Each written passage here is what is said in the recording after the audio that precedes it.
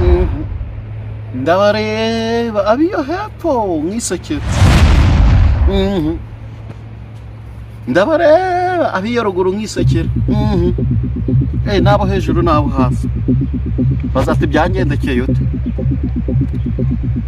Narize ndiga mfite inzozi zo kuzaba iki umumiliyoni. Nyimara kwiga ngasoza segonderi nkasokubitaho kaminuza nayo nkayisoza. Ntabwo nzarenganya papa yamaye miliyoni zirenga 5 ngo ninjye mu kazi. Cyane ihura n'abakobwa bafite umuhondo w'igi nihundira na gwa rubyiruko rw'Ikigali turagenda turaryosha. None aho kugira njye gushinga business nera imbere nk'abandi. None birangiye nigarukiye iwacu hehe. Birangiye nigarukiye iwacu mu cyaro nakunze imihondo y'igihe Kigali sha abakobwa bafite ibitako biri gutohagira nk'iki.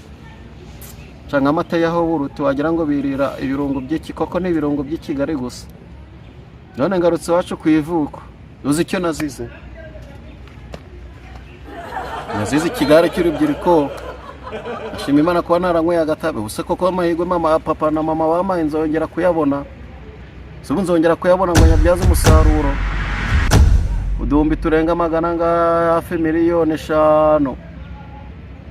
Baziriye imyaka ibiri nakoraga imyaka 2 nakoze imyaka 2 ngajya ndakora 100 inyungu ya buri munsi.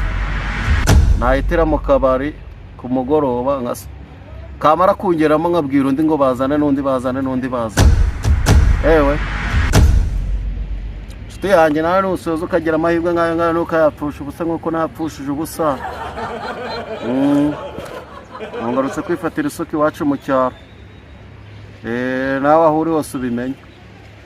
Iyo muri bazane bwacya mu gitondo abandi ayaho bayahunitse.